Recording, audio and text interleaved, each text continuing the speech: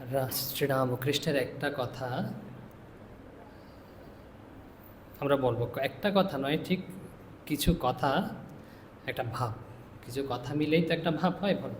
তো এই ভাব শ্রীরামকৃষ্ণের এই কথাগুলোর আগে না আমরা একটা আখ্যায়িকার মধ্যে দিয়ে এই শ্রীরামকৃষ্ণের ভাবটা উপস্থাপন করার চেষ্টা করছি।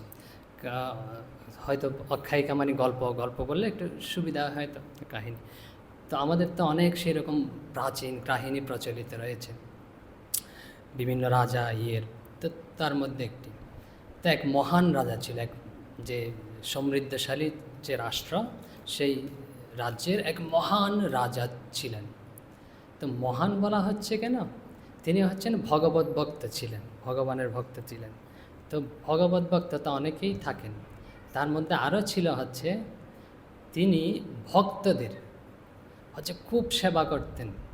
সাধু, ভক্ত, ঋষি, মুনি এদের খুব শ্রদ্ধা করতেন এবং খুব সেবা যত্ন এসব করতেন। ভক্তদের সাক্ষাৎ ভগবান রূপে এরকম যত্ন করতেন। তিনি যদি জানতে পারতেন যে তার রাজ্যে কোনো ভক্ত রয়েছে, কোনো কারণেই কষ্ট পাচ্ছে, তা তিনি সর্বতভাবে সেই তার ভক্তের কষ্ট লাঘব করার চেষ্টা করতেন। এমনকি যে তার রাজ্যের বাইরেও যদি এরকম কোনো ভক্তর খবর পেতেন, তাকেও তিনি এভাবে দিয়ে আর্থিকভাবে হোক, খাদ্য দ্রব্য, পানীয়, গৃহ, যেরকম প্রয়োজন হয় না কেন সেভাবেই সাহায্য করতেন। তো ওই রাজ্যের তো রাজা তিনিই ছিলেন। তো এক মন্ত্রী ছিল, মন্ত্রী হচ্ছে তার আবার কনিষ্ঠ ভ্রাতা, মানে ছোট ভাই। তো ভ্রাতা বোঝানোর চেষ্টা করে যে প্রথমে যে রাজাকে, যে এত যে আপনি এরকম সাধু, মুনি, ঋষি এবং ভক্তদের পেছনে ব্যয় করেন, তো এত এরকম অযথা তো ব্যয় করলে না, তো রাজ্যের কোষাগারটা কম পড়ে যাবে। তো হ্যাঁ, করুন, সমস্যা নেই, ভগবানকে ভক্তি করুন, আর সাধুদেরও করুন, ঋষিদেরও করুন, মুনিদের, তো সব এরকম খুঁজে খুঁজে ভক্তদের এরকম যত্ন করার কি দরকার?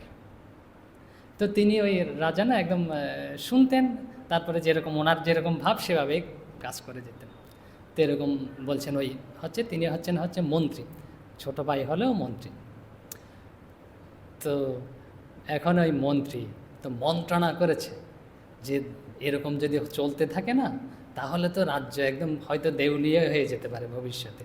তো এই রাজাকে কোনো কারণে অপসারণ করা যায় কিনা, যে সরিয়ে দেওয়া যায় কিনা। তো মন্ত্রীর এরকম ভাব ওই রাজাও বুঝতে পেরেছেন যে এরকম ভাব। তো রাজা একদিন বলল যে সভাসদ সবাই রয়েছে, বা যে আমাদের যে মন্ত্রী রয়েছে না, তো আমি কিছুদিনের জন্য, 1 মাসের জন্য একটু বাইরে যাব। বাইরে মানে হচ্ছে একটু নিরিবিলি, যেটাকে বলা একান্ত জীবনযাপন করব। তো 1 মাস ইনি হচ্ছে রাজ্যের ভার সামলাবেন। আরও কি, আরও হচ্ছে যে ওনার যেটা প্রয়োজন, কীরকম প্রয়োজন হচ্ছে, যেমন খাদ্যদ্রব্য, পানীয়, যে ভোগের যেরকম এই হচ্ছে ভূখণ্ডে সবচেয়ে যেটা সুস্বাদু, এরকম সব ব্যবস্থা ওনার জন্য থাকা চাই। তারপর আরও কি বলে, সব আমোদ প্রমোদের ব্যবস্থাও থাকা চাই, যেমন নৃত্য, গীত। বলে আমার রাজ্যেতে যারা ভালো গায় তারা তো থাকবেই, অন্যান্য রাজ্যে যদি কেউ ভালো গায়ক থাকে, তো গায়িকা থাকে, তাদেরও আনার ব্যবস্থা করা হোক, এবং কোনো যদি নর্তকী থাকে যেরকম ভালো, তাদেরও সব ব্যবস্থা করা হোক। যে এই রাজ্যে যে এই প্রসাদে এই সব আমোদ প্রমোদের সব ব্যবস্থা তার জন্য করা থাকবে। আর তিনি যেরকম চাই সেরকম আরও যদি কিছু চায়, এরকম যত ধরনের হতে পারে সর্বোচ্চ ভোগের অবস্থা যেটাকে বলে, সব ব্যবস্থা করে রাখা হবে। তো বলছে, সবাই বলছে ঠিক আছে, তবে একটা কিন্তু আছে। তো কি কিন্তু?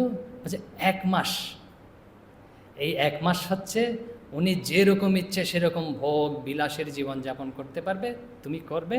যে মন্ত্রী তো রয়েছে এই পাশে, যে ছোট ভাই, বলছে আপনি করবেন, কিন্তু 1 মাস পরে না আপনার মৃত্যুদণ্ড কার্যকর করা হবে, আপনাকে শুলে চড়িয়ে মৃত্যুদণ্ড দেওয়া হবে।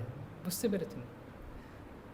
তো এই বলে তো তখন সবাই এরকম চোখ বড় বড় করে তাকাচ্ছে, বলছে মৃত্যুদণ্ড।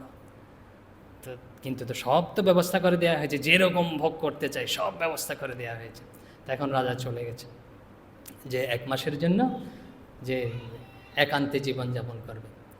তো 1 মাস পরে ফিরে এসছে, ফিরে এসে ওই যে মন্ত্রী ছিল, ছোট ভাই ছিল, ছোট ভাইকে জিজ্ঞেস করছে যে তোমার জন্য তো এরকম সব ব্যবস্থা করা ছিল, সর্বোচ্চ ভোগের ব্যবস্থা করা ছিল, যে খাদ্য দ্রব্য পানীয় থেকে শুরু করে গীত বাদ্য যা যা তুমি চেয়েছ, তো কীরকম আনন্দ করলে?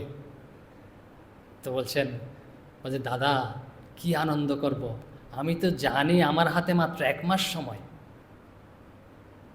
তো 1 মাস পরে আমার মৃত্যুদণ্ড কার্যকর হবে, তো এরকম যার যে মাথার উপরে এরকম মৃত্যুর খাড়া ঝুলছে, তো তার এসবে কি আনন্দ হবে? তো তোমাকে সব ব্যবস্থা করে দেওয়া হলো, তুমি ভোগ করতে পারলে না?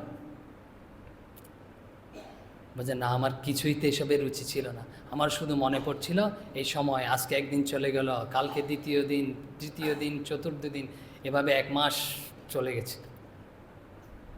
তো এখন রাজা বলছে, এই যে আমি যে ভক্তদের সেবা করি না, যে এরকম ঋষি মুনি সাধুদের যত্ন করি, তো তুমি বাইরে থেকে দেখতে পাচ্ছ ওরা ভোগ করে, তো ভোগ করানো হচ্ছে, তো ওরা ঠিক ঠিক অন্তর থেকে জানে যে ভগবানই হচ্ছে একমাত্র নিত্য, আর এই জাগতিকভাবে যেগুলো আছে না সেগুলো হচ্ছে অনিত্য। তো তারা যে জানে এই সবগুলো অনিত্য, তারা যে ভোগ করছে, তো তাদের কীরকম রুচি হবে তুমি বুঝতে পারছো?